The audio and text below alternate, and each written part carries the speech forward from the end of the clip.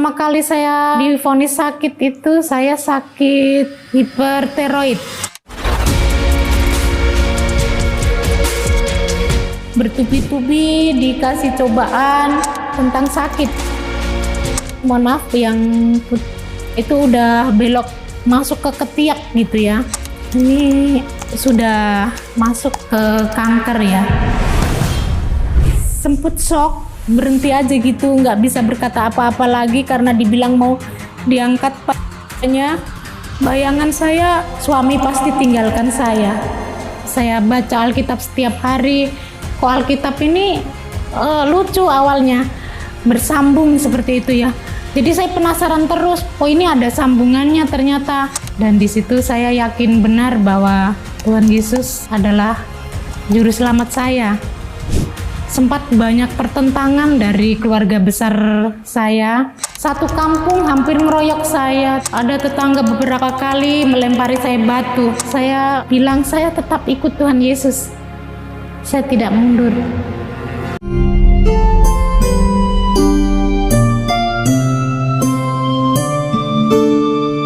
Shalom, halo sahabat solusi. Perkenalkan, nama saya Ibu Tati. Luar biasa boleh ada sampai saat ini karena kemurahan Tuhan. Mau bercerita sedikit tentang latar belakang kehidupan saya yang tumbuh kembang di keluarga yang belum mengenal Tuhan Yesus. Tetapi di saat saya usia 9 tahun saya dipindah sekolahkan di sekolah Kristen. Jadi di situ saya merasa bahwa harus lebih dalam lagi untuk mengenal siapa sih Tuhan Yesus seperti itu. Awalnya kurang yakin ya, tetapi setelah pendalaman Alkitab, saya baca Alkitab setiap hari. Kok Alkitab ini lucu awalnya, bersambung seperti itu ya. Jadi saya penasaran terus, oh ini ada sambungannya ternyata. Saya berhenti di sini, ini harus ada lanjutannya lagi. Jadi saya terus membaca Alkitab sampai luar biasa. Kayak Tuhan benar-benar ada di hati saya gitu. Dan di situ saya yakin benar bahwa Tuhan Yesus adalah juru selamat saya. Sempat banyak pertentangan dari keluarga besar saya, bahkan dari Bapak ya, tetapi beliau bilang kalau memang itu kamu merasa yakin, kamu jalankan. Jangan sampai kamu tidak menjalankan yang sudah kamu yakini, seperti itu. Dengan berjalannya waktu, satu kampung hampir ngeroyok saya, tapi saya tidak takut karena saya yakin Tuhan Yesus beserta saya. Setiap jalan arah ke gereja pun ada tetangga beberapa kali melempari saya batu, tetapi saya yakin saya jalan terus. Saya tidak menyerah. Dan suatu hari Pak D, saya sebutnya seperti itu datang ke rumah, caci maki. Saya bilang saya tetap ikut Tuhan Yesus. Saya tidak mundur, saya bilang seperti itu. Sampai beliau bilang, keluarkan dari kampung ini. Tetapi saya memang selalu berdoa untuk hati beliau untuk supaya terbuka, supaya dapat menerima saya. Saya hanya berdoa kepada Tuhan Yesus dan puji Tuhan. Saat itu Pak D saya betul-betul minta maaf karena telah melakukan kesalahan. Itu yang luar biasa mujizat Tuhan yang saya rasakan betul-betul nyata. Karena kalau sudah merasa nggak nyaman gitu ya, itu bakalan benci gitu, tapi ternyata tidak. Bahkan sampai sekarang kalau saya pulang kampung, beliau yang menyediakan kendaraan karena dari kampung saya menuju gereja itu agak jauh ya. Jadi bukan karena kuat gagah saya, tapi saya yakin percaya kekuatan doalah yang membuat beliau boleh terbuka hatinya. Dan berjalannya waktu, puji Tuhan, saya menikah, berjodoh yang dengan orang yang seiman juga, sekalipun orangnya keras, tapi saya juga selalu berdoa berdoa kepada Tuhan Yesus untuk lembutkan hati suami. Dan kami rumah tangga sudah hampir 29 tahun ini. Banyak hal yang terjadi dalam rumah tangga saya, terutama pribadi saya. Bertubi-tubi dikasih cobaan tentang sakit, tapi saya yakin dan percaya bahwa Tuhan turunkan penyakit itu sudah beserta obatnya. Hati yang gembira adalah obat. Pertama kali saya divonis sakit itu, saya sakit hipertiroid yang harus dioperasi. Di tahun 2017, operasi pertama gagal ya, karena pita suara saya itu sempat kena pisau operasi. Selesai operasi, dokternya pun datang minta maaf, pasti ini nanti tidak keluar suaranya. Saya bilang tidak apa-apa. Saya yakin Tuhan Yesus tolong saya. Saya penyanyi gereja, jadi saya nanti pasti dipulihkan kembali suara saya. Saya mau memuji Tuhan dalam hati karena tidak bisa mengeluarkan suara saat itu. Berjalannya waktu, agak mulai sedikit ada suara, ternyata 3 bulan kemudian harus kembali dioperasi tiroid sebelah kiri. Harus diambil kembali karena itu masih beracun, jadi harus diangkat. 3 bulan kemudian saya dioperasi kembali di Rumah Sakit Kepresidenan Gatot Subroto. Luar biasa pertolongan Tuhan, karena orang untuk menunggu operasi di Rumah Sakit Gatot Subroto ini sekian lamanya, bahkan ada yang sudah meninggal belum dapat jadwal.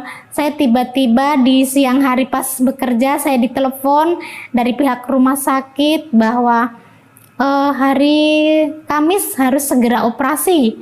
Saya bingungnya saya juga belum pegang uang untuk pergi ke sana seperti itu, karena belum lama juga operasinya. Tapi saya yakin saya jalan saja, pasti Tuhan tolong. Itu terus yang selalu menjadi keyakinan saya. Puji Tuhan, berjalan dengan lancar dan dinyatakan harus minum obat tiroid selama hidup saya. Berjalannya waktu, di awal tahun 2024, ini mungkin awal yang agak membuat hidup saya agak sedikit hancur ya. Awal mulanya ada benjolan tidak terlalu besar menurut saya di sebelah kanan saya. Saya berpikir ini hanya hormon karena mau mens seperti itu biasanya. Di bulan kedua kok tidak hilang. Mohon maaf, yang putih itu udah belok masuk ke ketiak gitu ya. Saya langsung telepon anak saya mulai curiga, kayaknya ini penyakit. Ya udah, sekarang mami langsung pergi periksa. Akhirnya saya periksa dan dokter di klinik pertama sudah tidak sanggup karena ini benjolannya sudah besar. Jadi saya langsung dirujuk di rumah sakit besar untuk diambil biopsi. Dan ternyata benar, langsung dikasih hari untuk masuk ke ruang operasi untuk biopsi. Suami mungkin ngerasa emosi kali ya, penyakit melulu, komennya seperti itu. Tapi saya bilang ini kebaikan Tuhan, jadi saya tidak mau mengeluh atau apapun itu. Setelah biopsi, hasilnya dibacakan dokter, ini sudah masuk ke kanker ya, jadi harus segera ditangani dan mungkin bahkan payudara harus diangkat semua. Jadi dirujuk ke rumah sakit yang sudah ada kerjasamanya dengan kemoterapi. Sempat shock, sempat berhenti aja gitu, nggak bisa berkata apa-apa lagi karena dibilang mau diangkat payudara. Bayangan saya sudah nggak karu-karuan. Suami pasti tinggalkan saya karena sudah tidak sempurna sebagai wanita lah ya. Tapi kembali saya ingat kebaikan Tuhan. Kemarin yang leher saya dipotong aja, Tuhan masih sayang saya. Masa ini Tuhan gak tolong seperti itu? Jadi saya siap dokter, hanya saya ya menangis di rumah sakit itu sendiri. Dokternya samperin saya, peluk saya, ibu semangat, tidak ada yang mustahil bagi Tuhan. Kebetulan dokternya juga selalu dapat dokter yang anak Tuhan, jadi luar biasa. Sebelum dioperasi pun kami diajak doa. Itu sudah nggak pakai AIU lagi, langsung diangkat semua pasiennya karena memang sudah masuk ke kanker stadium 3. Selesai dioperasi, saya bilang ke suami, saya sudah tidak mempunyai papa. Seandainya papa mau cari wanita yang sempurna, saya ikhlas. Saya tidak apa-apa. Saya nanti bersama Tuhan Yesus, saya bilang. Suami bilang, dia sempat kaget, kamu ini bicara apa? Kamu pikir saya bukan anak Tuhan? Apa yang dipersatukan Tuhan tidak dapat dipisahkan kecuali maut. Beliau bilang begitu. Saya, luar biasa ya. Ternyata sekeras-kerasnya beliau masih selalu sayang gitu sama saya. Ini semua berkat doa mungkin ya, karena saya doanya juga hanya nggak pernah mengeluh ke orang lain, hanya kepada Tuhan saja. Setiap kali beliau sakitin saya, setiap kali ada kata-kata yang singgung perasaan saya, hanya curhatnya kepada Tuhan Yesus, karena saya tahu Tuhan Yesuslah jawabannya seperti itu. Saya bilang terima kasih ya Pak kalau masih mau dampingi saya sekalipun saya sudah tidak sempurna. Dia minta maaf kalau kata-katanya sudah keterlaluan. Nah, singkat waktu, akhirnya masuk di tahapan berikutnya, saya harus menjalani kemoterapi. Kemo pertama itu alangkah syoknya ya. Nggak nyangka bahwa efeknya bakalan seserius ini. Bangun tidur tiba-tiba rambut tertinggal di bantal. Rambut saya padahal halus, panjang, cantik banget. Saya nangis lagi. Ya Tuhan, apalagi ini gitu. Maksud Tuhan ini apa? Saya betul-betul menangis sejadi-jadinya sampai tetangga nyamper gitu ya. Ada apa gitu kok sampai nangis? Saya ngerasa saya sendirian gitu. Anak nggak ada di rumah, suami nggak ada di rumah. Saya kayak betul-betul sendiri. Kayak udah nggak ada yang sayang sama saya Tuhan. Mau berhenti di sini atau mau lanjut gitu ya. Tapi kembali lagi, hati yang gembira adalah obat. Jadi saya buat senyaman mungkin hati saya supaya saya merasa nggak sendiri gitu. Masih ada Tuhan yang mau merangkul saya gitu. Akhirnya bisa menerima dengan keadaan rambut sudah habis, rambut sudah gundul. Tapi hari-hari juga saya dalam perjalanan dari rumah ke tempat kerja selalu berpikir bahwa ini mau seperti ini terus atau nanti tumbuh rambut. Tapi yakin saja pasti Tuhan tolong, pasti Tuhan tolong. Saya nyanyi sepanjang jalan itu dan kayak mau berangkat bekerja pun harus menyesuaikan baju karena miring ya. Sisa sebelah gitu ya. Gimana caranya supaya hampir sama gitu. Kadang nyari baju yang nggak dipakai, kadang sedih juga. Saya sumpel supaya sejajar, tapi ternyata memang sudah nggak bisa sejajar seperti ciptaan Tuhan yang dulu seperti itu ya.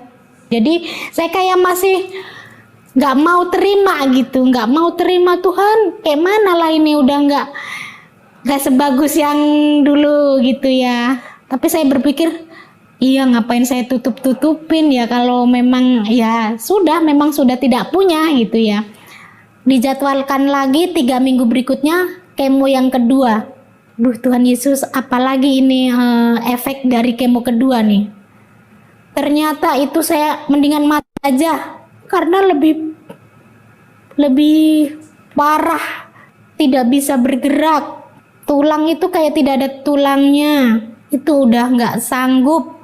Papahnya pulang kerja udah teriak-teriak, kalau kamu mau mati, mati aja. Jangan bikin repot orang. Jadi beliau bilang, saya itu tidak pernah melihat Tati yang seperti ini. Yang saya tahu Tati itu orangnya kuat, orangnya nggak pernah ngeluh, orangnya nggak pernah nangis, tiba-tiba seperti ini. Tapi itu justru memicu buat saya bangkit. Ini kok papa ini kayak melawan Tuhan ya. Tuhan Yesus aja masih mau saya hidup. Kok mulut dari suami sendiri malah bilang saya suruh mati. Nah, saya betul-betul, saya mau bangkit. Apa aja deh saya mau lakukan, saya mau makan. Yang tadinya memang betul-betul tidak makan, kurus dari bobot 73 sisa 60 kilo. Semangat Tuhan, semangat. Saya pokoknya mau semangat sembuh. Saya nggak bisa bergerak pun, hanya mengucap syukur, memuji Tuhan. Itu aja terus yang saya lakukan. Saya tidak mau apa-apa lagi Tuhan, saya mau derek Gusti Yesus. Setelah itu kemo ketiga ada pula efeknya, itu juga luar biasa. Tetapi saya merasa bahwa Tuhan pasti sertai saya, karena udah korengan leher, tangan, sampai seluruh badan. Efek kemo ketiga hanya beberapa hari, korengnya tiba-tiba sembuh. Terus yang kemo keempat sudah bisa kita hadapi secara baik lah, nggak mengeluh lagi, nggak apalagi ini Tuhan, tidak, saya tidak seperti itu lagi.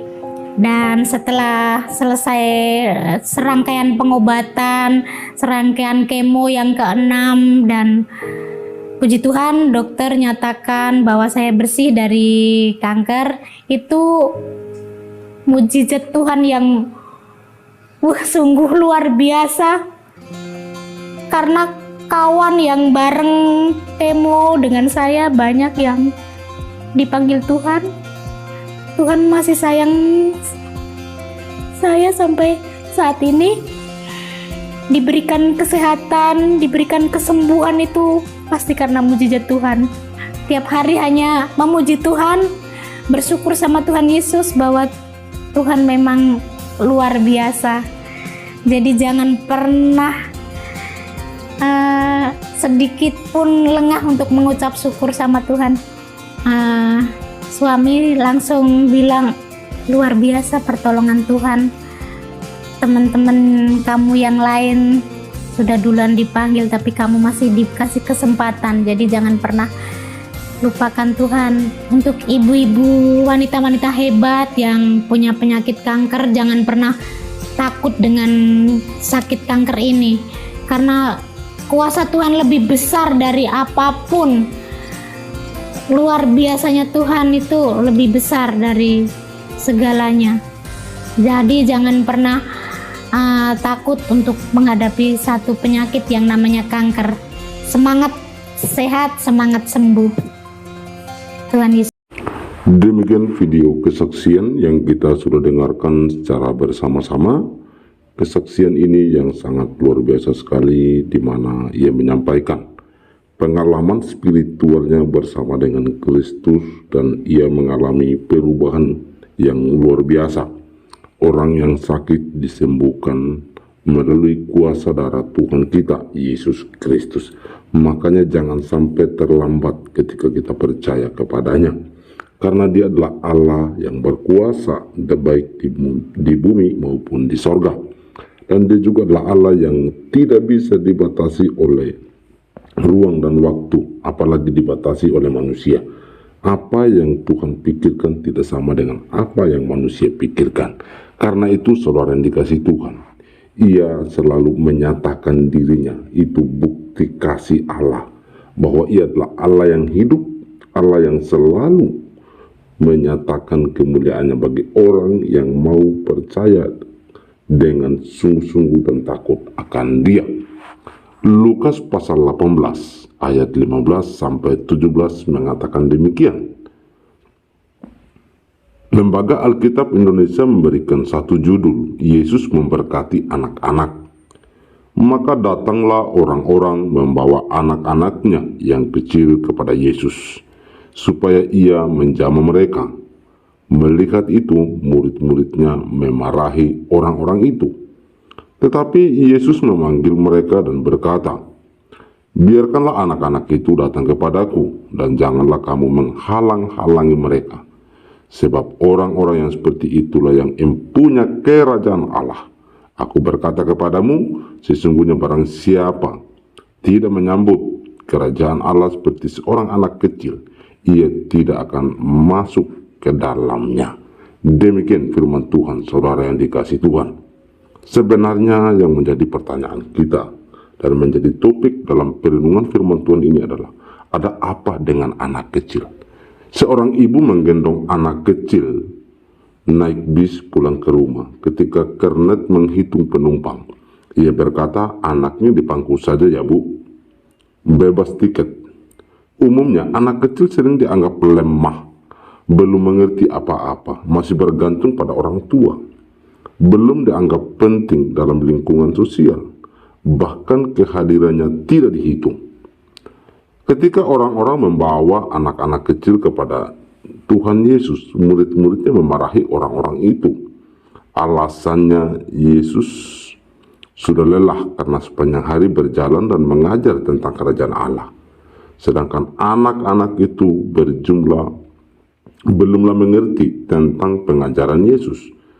Biarlah nanti orang dewasa yang mengajarkannya kepada anak-anak mereka masing-masing. Tidak harus Yesus yang turun tangan mengajarkan anak-anak kecil. Sekarang jangan halangi Yesus dalam perjalanannya. Melihat perbuatan murid-muridnya itu, Yesus memanggil orang-orang yang membawa anak-anak itu dan berkata, biarkanlah anak-anak itu datang kepadaku dan jangan halang-halangi mereka. Sebab orang-orang seperti inilah yang memiliki kerajaan Allah. Sepertinya Yesus tidak mengindahkan perbuatan murid-muridnya. Dia mengajar dengan menyuruh orang-orang itu membawa anak-anak kepadanya. Lalu Yesus berkata kepada murid-muridnya, siapa saja yang tidak menyambut kerajaan Allah seperti seorang anak kecil, ia tidak akan masuk ke dalamnya. Bagi Yesus, anak-anak itu sangat berharga, bukan penghalang untuk menyatakan kerajaan Allah. Mereka berhak mendapatkan berkat Yesus dan harap dihitung keberadaannya. Ada dua anggapan orang dewasa terhadap anak-anak, menganggap penting dan menganggap tidak penting. Namun, Yesus menunjukkan kepada kita pentingnya menyambut kerajaan Allah seperti anak-anak itu. Anak-anak memilih karakter jujur, polos, mudah berteman, dan mudah mengampuni. Gambaran kerajaan Allah itu mau berteman dengan siapa saja, rela mengampuni, dan mau hidup damai di sekitar. Kita pun dapat meneladani orang-orang yang membawa anak-anak kepada Yesus. Karena itu, saudara yang dikasihi Tuhan, jangan kita membiarkan diri kita dikuasai oleh pemikiran-pemikiran yang berasumsi. Tetapi di sini Tuhan Yesus menyatakan bahwa biarkan anak-anak kecil itu datang kepadaku. Dan itu lebih menekankan ayat 17 bahwa aku berkata kepadamu, sesungguhnya barang siapa menyambut kerajaan Allah seperti seorang anak kecil, ia tidak akan masuk ke dalamnya. Jadi apapun itu, anak kecil tetap berharga di mata Tuhan.